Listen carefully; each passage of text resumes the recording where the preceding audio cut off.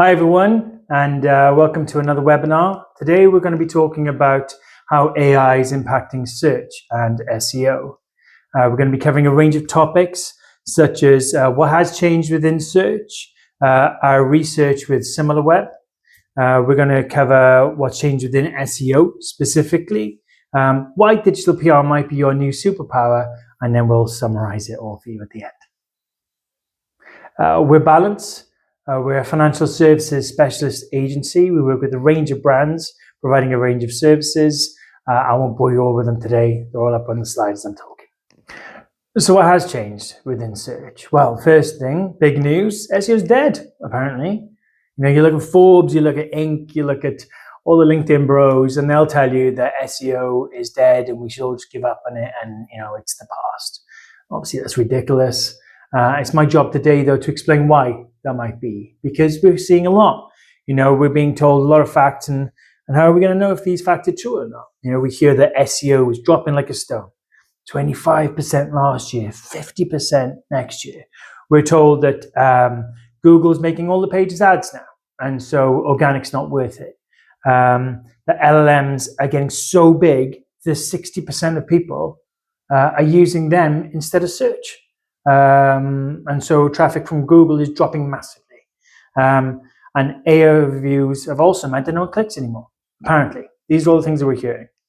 Now, first of all, don't panic, okay? Some of these things are a little bit of mathematical jiggery-pokery to make you think things are worse than they are or dramatically change they are.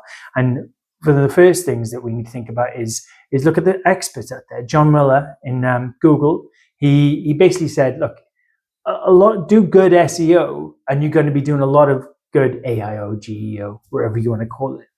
Now, it's not exactly the same, but there's good principles here. And why should we still focus on good SEO?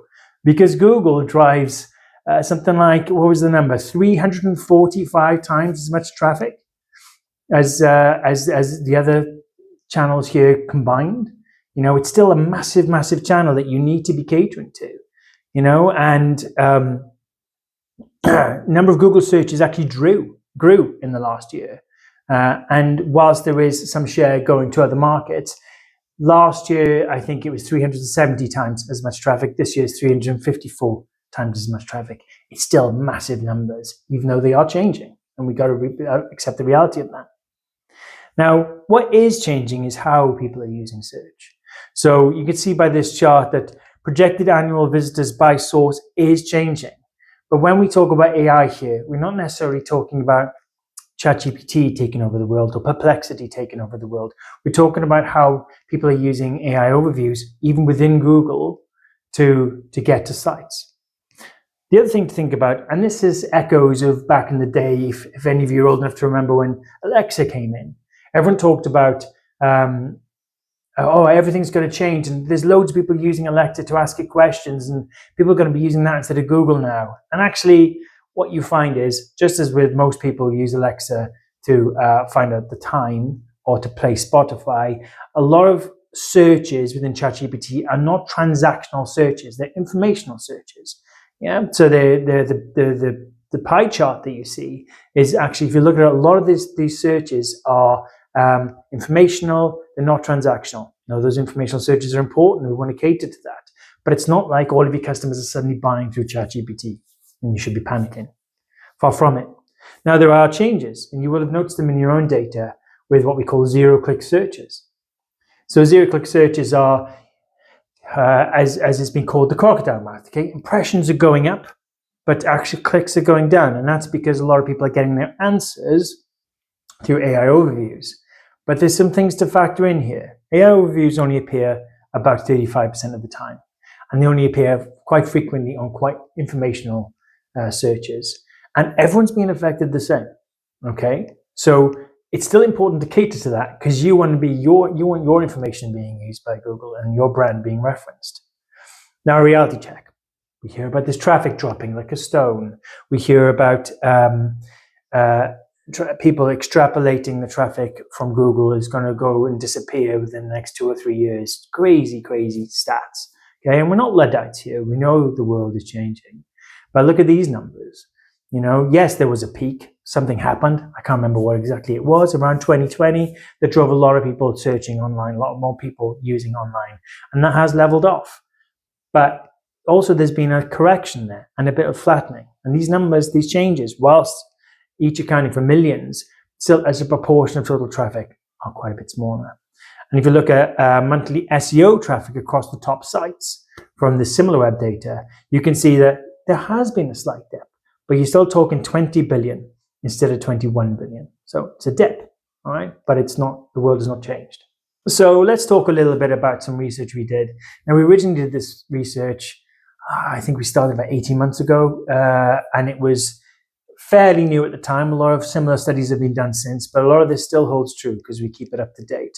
So Balance's financial services specialists, as you know, and SimilarWeb are working with a number of FS brands. And so came to us and said, you know, what insights do you have? Now, as it happens, I'd already been looking into this quite a lot. I'm ex-Admiral, I'm ex-Go Compare, so therefore I'm a bit of a car insurance nerd. And first things I did when these new tools were available to us, I was working out how these brands are appearing. And whilst there are some similarities to how Google ranks things, there were also some stark differences. One of the main things that I noticed is and what we've got here is, we worked with SimilarWeb and they run thousands of queries to, trying to think too much about the ocean we were boiling at that point. They run thousands of queries about how to see how brands were appearing for certain questions. Now, they weren't just, we'll talk about this in a second, they weren't just car insurance. They were, where should I get my car insurance? What's the best car insurance for my classic car? What's the best car insurance for a Ford Focus? Whatever it might be, they were quite transactional ones, but they compiled them all into like big terms, big longer tail queries, and then asked the AI these queries and then recorded the percentage of times that each brand was referenced. And by that, I mean the percentage of times ChatGPT said, I usually consider getting things from Direct Line or Aviva or whatever. All of those were added up and then presented in this visibility chart, which is something similar to what we use as an agency to this day. So what you can notice from this list is you've got things like the brands you'd expect. All right. So the number one of possibly the biggest brand for a while anyway in car insurance is Direct Line. 50% of the time it was referenced as a brand that should go to.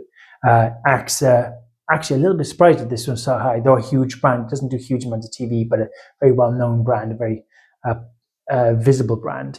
AXA, Aviva, LV, Admiral, and so on. And then you get these other guys. So you've got Churchill, which used to be a very big brand, but has invested a lot less in its marketing in recent years. Hastings, eShore, and then Aegeus. These are brands that tend to use price comparison to get their traffic. They don't tend to do too much of their own direct marketing, and that tells. So what else is different about car insurance, about searches? Well, one of the main things is how people search. So this isn't just financial services. This is a lot of different sectors. But within financial services, you can find things like people don't just bark a keyword at ChatGPT. You know, whereas we might be happy just having car insurance into Google. You don't just go car insurance, ChatGPT, because ChatGPT probably come back to you and go, yes, and car insurance. It is, and then give you an explanation of what car insurance is, which isn't, of course, the behavior that we want. So we tend to ask it questions. We tend to be a lot more conversational. I referenced vocal search a few slides back.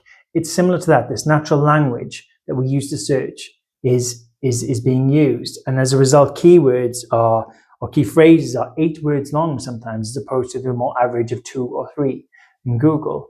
Good examples here. Instead of saying mortgage calculator, you go, how much of a house can I afford in my salary? You know, specific questions. You know, like we talked about, what car insurance should I get for my Ford Focus, or whatever it might be. I don't know why I'm saying Ford Focus. I don't know where I've got that from. Compound interest or budget template. No one says these keywords anymore. I go, how can I create a budget for my household? How can I create a budget for my business? You know, they're much longer sentences, and we've got to cater for that. What was another stark difference? And this is potentially the biggest difference that I noticed, and quite a stark one, an important one, really, because it could change in the future how the dynamics of intermediated businesses work, is the price comparison barely came up. You know, so if you go to Google now and you type in car insurance, or home insurance, or whatever it might be, you will get the price comparisons dominating a lot of the top search results because they're fantastic brands at this. They create tons of content. They do lots of good things, all right? But they're very good at optimizing for SEO in the traditional way. So you'll get Go Compare and Confused on all of those towards the top of the results, interspersed with the big brands. But what you find in ChatGPT is that it doesn't actually reference them that frequently. In fact, some of the biggest brands of all, the biggest brand in price comparison is arguably Compare the Market. That was only mentioned 5% of the time. And it makes sense, right? Because you're asking it, where should I get my car insurance? It's going to try and answer your questions. It's not going to tell you to go somewhere else to get your answer. And therefore, it's counterintuitive. And that's a very, very big difference from Google, which in fact makes a huge amount of money from making sure that those brands are very visible. The other thing we looked at was citation frequency. Now, citation is an interesting one within AI, and you see it in AI overviews, you see it in ChatGPT. Citation basically means when the LLM tells you where it got its information from. Now, that's really good because it's not every chance to get your brand mentioned. And it's very good for those of us who have spent a long time producing content that gives important information, because there are a lot more now. Those references are being very visible, also to give the LLM credibility. And what we found is, and this changes a lot, and we'll talk about this, but we found that within these results, the independent was a really big source. Which was a big one. Confused and Uswitch, interestingly, were very big sources of information. So then they're doing something right there, which kind of plays into what we saw on the previous slide about them being the most referenced PCW. And of course, Reddit. And we hear a lot about Reddit these days. You can't search without seeing Reddit come up in the results. Reddit is very, very dominant. Less so in this study, but it was still very, very big. But when we look at other studies, we'll see how big it is. So how close are AI's sources of information to how Google finds information? Now, this is important because if you understand those sources, you as a brand want to make sure you appear on those sources. It might be publications like The Independent. There might be partners that like Usage or Confused. And you want to make sure that your brand is mentioned by those, because then that's where the AI is getting its intelligence about whether you are a brand to be referenced or not. What we found was that Perplexity, and Perplexity tends to use the Claude engine, and Perplexity kind of more or less similar to Google's SEO, 91% domain overlap. Okay, AI overviews are still quite highly tied to Google SEO, but interestingly less. You'd think that AI overviews would be quite close because they're within Google. And then as you go through AI mode, for example, so if you go into Google, you have AI overviews and you ask it more questions, it pushes you into AI mode. That actually has less of a relation to Google's original citations, original top links, than some of the other sources. So it is something to watch. These things are separating slightly as we go through time. And they also refresh rapidly. So really recent data has found that some of these references can change within 24 hours, and that's why spot check, position checking, and citation checking doesn't work the same within AI. Just a big list here of other publications that places get their that AI gets its references from. As you can see, Reddit, very, very dominant. Now, I'll show you in the next chart that Reddit used to be obscenely dominant, too much so, really. And I can understand that because in some ways it's one of the biggest sources of training data for AIs, because there's so much content on Reddit and so niche. There's a Reddit, pretty much a subreddit for everything, pretty much, right? So you understand why it's so tempting for the AI to draw from it.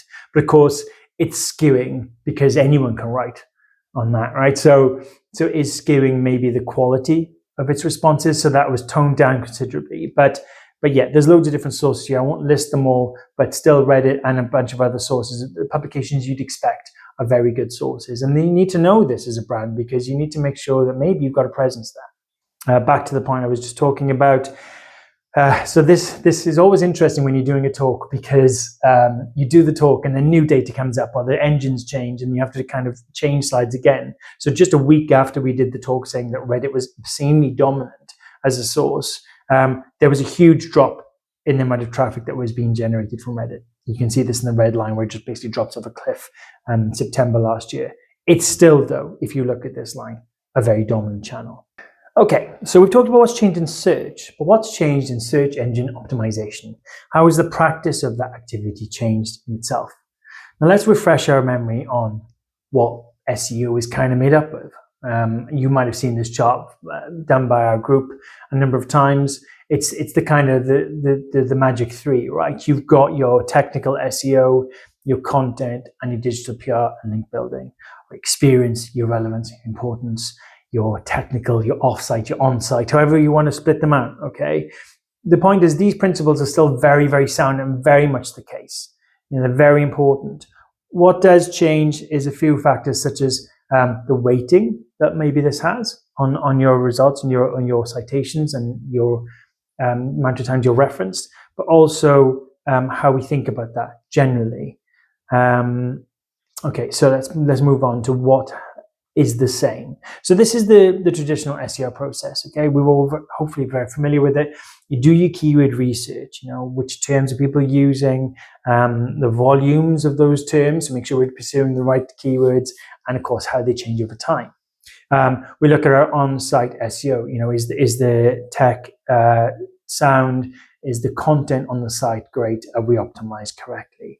Our off-site SEO, is our brand being mentioned and are we getting links back to our website? What are we doing in terms of our digital PR? And then finally, measurement, really critical in SEO. Are the things we're doing actually having an impact? Are our rankings changing? Is our click-through rate where it should be for our position, and so on? And of course, the analytics data. Now, the central two bits are the same in AIO, GEO. Just as a quick aside, I hate GEO because it's geo and it's confusing. But anyway, AIO, GEO, AI optimization, okay? The central two bits are the same. You still need that strong content. You still need a well-structured website because it helps the AI use it.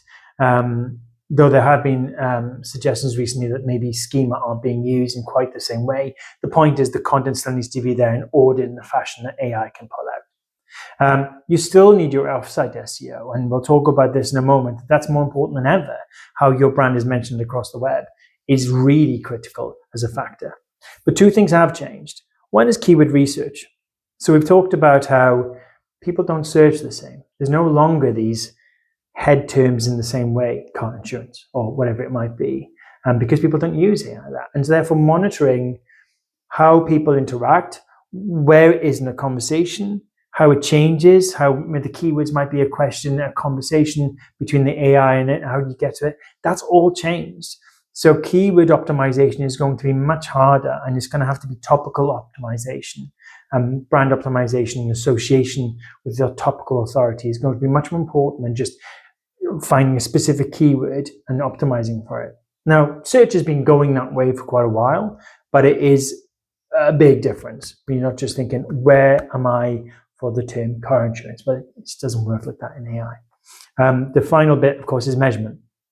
There's a lot around at the moment about measurement and how it's changed.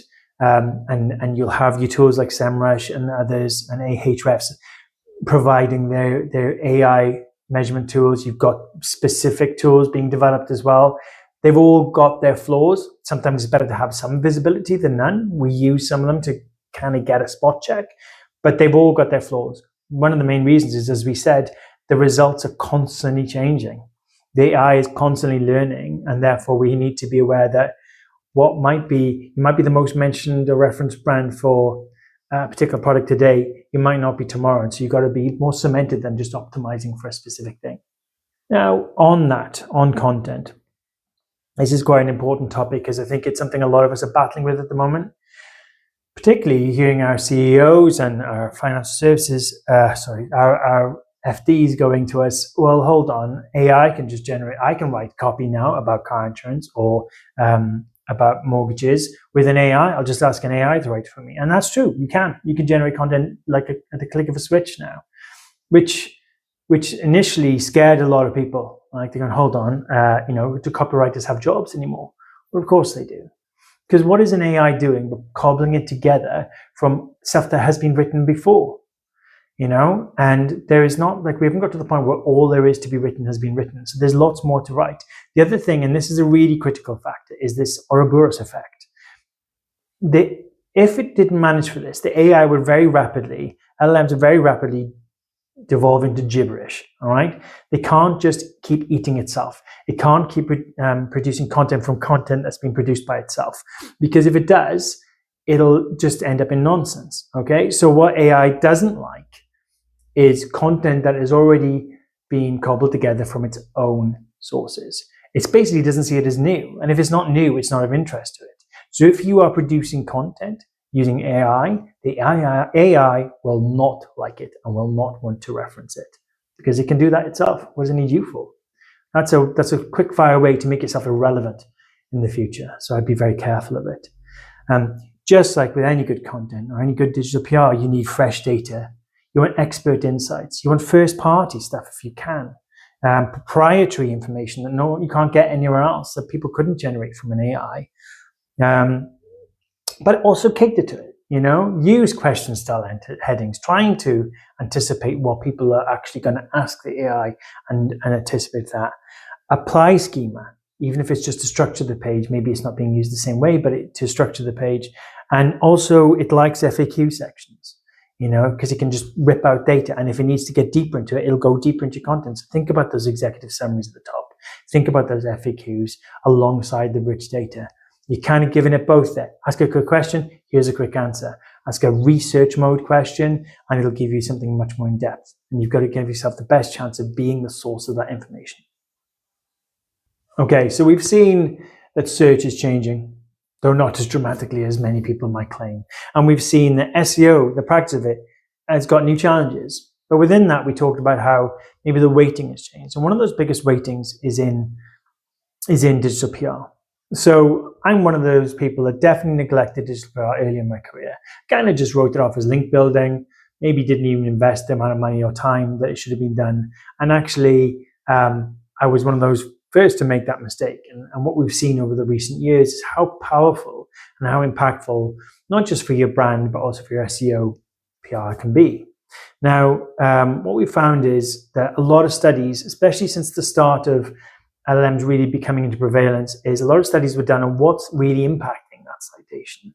And proper measured studies about what tends to, with the brands that are appearing a lot, how are they different from the ones that never get referenced at all?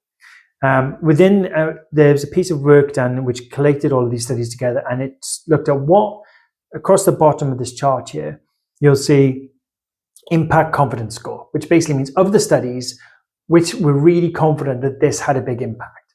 And then across the other axis, you've got the amount of studies that studied it. Yeah. So one is, we're definite it has an impact. The other is, and we've seen this impact many, many, many times. Okay.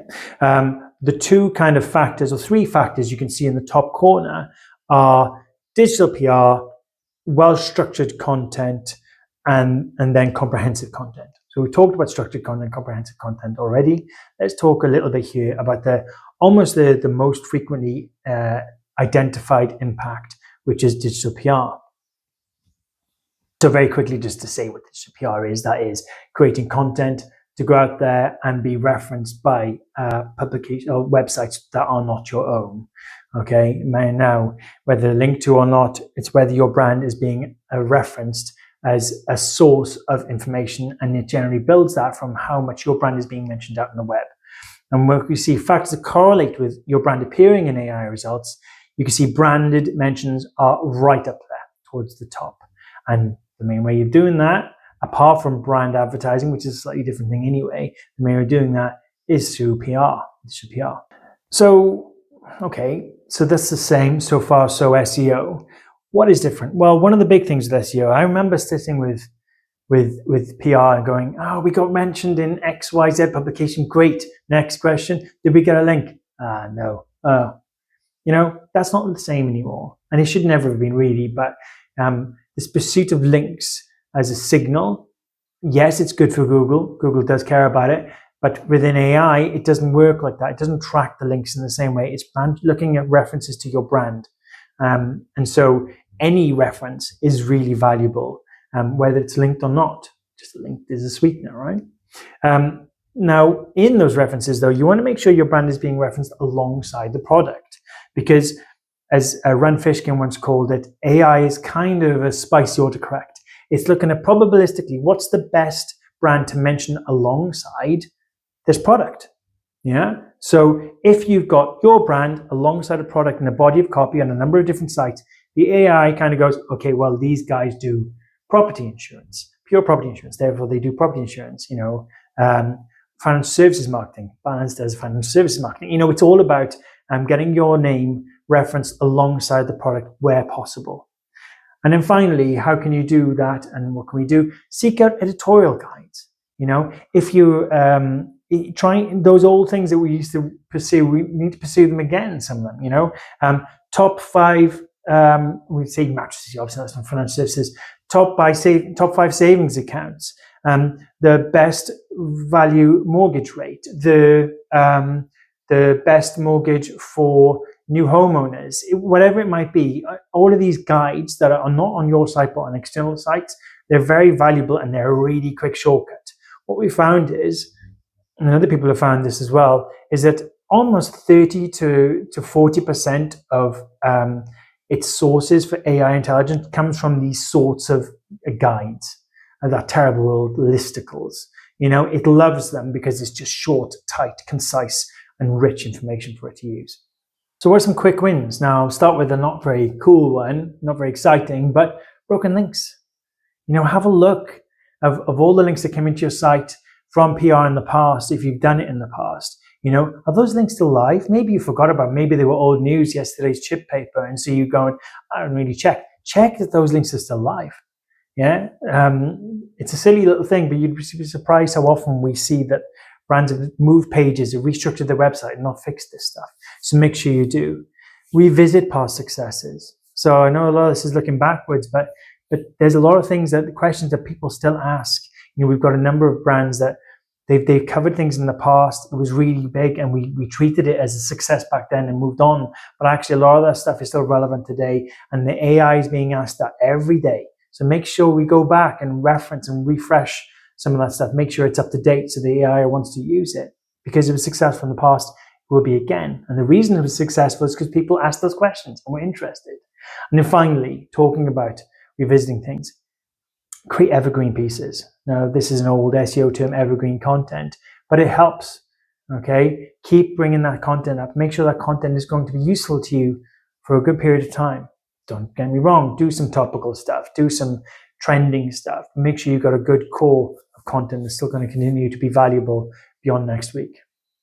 Okay, a really good example, a case study here to demonstrate how it all kind of fits together. So we were brought on by the accountancy partnership, not for SEO, not for AI work, but brought on to do the digital PR. They already had very strong, 2 of their circles are very strong. Okay, their technical SEO was very good. They had some good content already. They were doing really, really well, but they just needed that third element of it, which was the external stuff, which is where we came in. So we worked with them and looked at what we did. And actually, this is while we were waiting for freedom of information requests to do some really big campaigns, we revisited some of the big questions that had been answered maybe a little bit in the past, but needed revisiting. And one of those big ones was, do I pay tax on my Vinted stuff, right? And my Vinted sales. And then we looked into that. We wrote a nice article. We did a good bit of digital PR and we reached out. The coverage was enormous because it was obviously an unanswered question in the market. And we got hundreds and hundreds of pieces of content, loads of actual links to product pages. And there was classic SEO success, all right? And they're ranking very well for those keywords. All of those are great. But there was another thing that happened while we were doing it, almost a byproduct, if you will, which was the impact on their AI results. So we were obviously looking at this, and we look at this for all of our brands. We look at their visibility. We give it appropriate amount of attention. And what we noticed within, I'd say days, but maybe at the most weeks of this success, whenever you searched for these questions, this brand, the accountancy partnership, was being referenced all the time. Do I have to pay tax on this? Do I have to pay tax on that? When I do private sales, and they've gone, the accountancy partnership says, and they're getting cited and cited and cited. Now, in terms of the traffic compared to what they're getting from Google as a result of our work, it's still very small, okay? But it's growing, and so it just demonstrates that whole overlap there.